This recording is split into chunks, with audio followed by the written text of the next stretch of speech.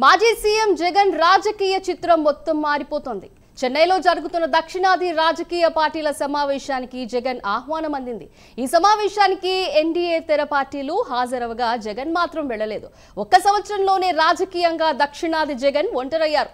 బీజేపీకి వ్యతిరేకంగా అడుగులు వేయాలని జగన్ సాహసించలేకపోతున్నారు. ఇందులో కారణం కాసులే అని ప్రచారం జరుగుతోంది. అందుకే సమావేశానికి వెళ్లలేదనే ప్రచారం జరుగుతోంది. రాజకీయంగా జగన్ ఎటూ తేల్చుకోలేకపోతున్నారు. రాజకీయంగా జగన్ ఏకైకగా మారే అవకాశం ఉంది.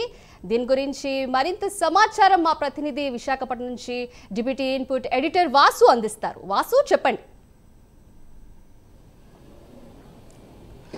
సందు మీరు అన్నది కరెక్ట్. ఎందుకంటే ఇప్పుడు స్టాలిన్ ఆధ్వర్యంలో దక్షిణాది రాష్ట్రాలకు సంబంధించినటువంటి సీఎంలు అయితే, మాజీ సీఎంలు అయితే, ముఖ్యమైన నాయకుల సమావేశం జరుగుతుంది. ప్రధానమైన అంశం భాషాపరమైన అంశం, హిందీపై మాపై రుద్దొద్దు అనేది ఒకటి.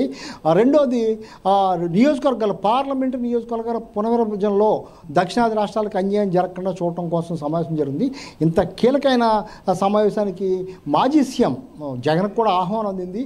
అంతా కూడా జగన్ కూడా తప్పనిసరిగా అటెండ్ అవుతారు, పాల్గొంటారు కూడా అని భావించారు. కానీ ఇప్పుడు జగన్ అటెండ్ కాకపోవడమే దక్షిణాది రాష్ట్రాల్లో కూడా చర్చనీయాంశంగా మారింది.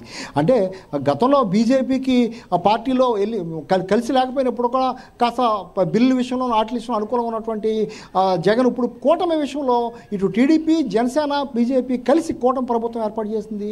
ఇప్పుడు జగన్ అయితే ప్రతిపక్షం లేకపోయినా ప్రతిపక్షం పాత్ర పోషించే పరిస్థితి కనిపిస్తుంది ఏపీలో. ఈ పరిస్థితిలో అటు తెలంగాణ నుంచి ఒకవైపు కేటీఆర్, మరోవైపు సీఎం కూడా అటెండ్ అవ్వడం జరిగింది. కర్ణాటక నుంచి అటెండ్ కావడం, పంజాబ్ నుంచి అటెండ్ కావడం కానీ ఇలాగా మిగిలిన దక్షిణాది రాష్ట్రాల నుంచి సీఎంలు అయితే ముఖ్య నాయకులు అటెండ్ అయినప్పుడు కూడా జగన్ ఎందుకు అటెండ్ కాలేకపోయారు? ఇదే చర్చ. ఇప్పుడు ఏపీ వ్యాప్తంగా కూడా ఇదే చర్చ. ప్రధాన కారణం బీజేపీతో ఆయన వైరం కోరుకోవటం లేదా బీజేపీ వ్యతిరేకంగా, బీజేపీ ఎన్డీఏతర పార్టీ వ్యతిరేకంగా జరుగుతున్నటువంటి ఈ సమావేశానికి వెళ్తే తనకేమైనా ఇబ్బందులు వస్తాయా అంటే ఆయన బెయిల్పై ఉన్నాడు. గతంలో కూడా అనేక సార్లు కూడా బెయిల్ విషయం, బీజేపీ విషయంలో కూడా ఆయన అనుకోకుండా కూడా కారణం అదే ప్రధానంగా అనేది ప్రచారం జరుగుతుంది. ఈ నేపథ్యంలో జగన్ అటెండ్ కాకపోవడానికి గల కారణాలు ఏంటి అనేది కూడా అన్వేషించే పరిస్థితి కనిపిస్తుంది. అటు స్టాలిన్ అవ్వచ్చు, లేకపోతే ముఖ్య నాయకులు అవ్వచ్చు, అందరూ కూడా జగన్తో మాట్లాడడం జరిగింది. ఆ సమావేశాన్ని ఆహ్వానించడం జరిగింది. తెలుగు రాష్ట్రాలు, ప్రధానంగా మన తెలుగు రాష్ట్రాల నుంచి మాట్లాడుకుంటే అటు తెలంగాణ నుంచి రెండు ప్రతిపక్షం అయితేనే, అధికార పక్షం అయితే ఇద్దరూ హాజరవడం జరిగింది. కానీ ఇక్కడ కూటమి సంబంధించి పవన్ కళ్యాణ్ ఇప్పటికే బీజేపీకి సపోర్ట్గా చాలా చోట్ల ప్రచారం చేశారు. తమిళనాడులో కూడా పర్యటించడం జరిగింది. సనాతన ధర్మాన్ని చాలా విస్తృతంగా ఆయన తీసుకెళ్ళగలుగుతున్నారు.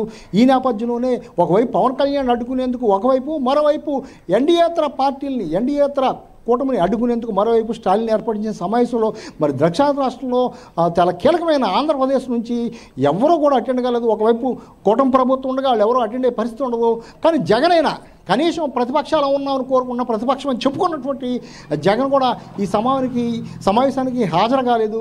ఈ హాజరు కాపాడడానికి గల కారణం ఏంటి? లేదా భవిష్యత్తులో జగన్ ఏం చేయబోతున్నారు అంటే కొంతకాలంగా కాంగ్రెస్తో కలిసి వెళ్తారని కొంత ప్రచారం జరిగింది, లేదా బీజేపీకి అనుకూలంగా ఉంటారని ప్రచారం జరిగింది. కానీ ఏపీలో మాత్రం కూటమి ప్రభుత్వం అధికారంలో ఉంది. బీజేపీతో కలిసే ప్రసక్తి కానీ, బీజేపీతో అనుకూలంగా ఉండే పరిస్థితి కానీ ఎక్కడా కూడా జగన్కు ఉండే అవకాశం లేదు. ఈ నేపథ్యంలో ఆయన స్టాలిన్తో ఏర్పాటు చేసినటువంటి సమావేశానికి ఎందుకు హాజరు కాలేదనేది కూడా చర్చ జరుగుతుంది. మరి వైసీపీ అయితే ఏం చెప్పబోతుంది? వైసీపీ తరఫున ఏం చెప్పబోతున్నారు అంటే బీజేపీకి వ్యతిరేకంగా మాట్లాడబోతున్నారా? స్టాలిన్ చేసినటువంటి తీర్మానాలను సమర్థిస్తారా? లేదా ఏం చేయబోతున్నారా అనేది కూడా మొత్తం చర్చనీయాంశంగా మారింది సింధు.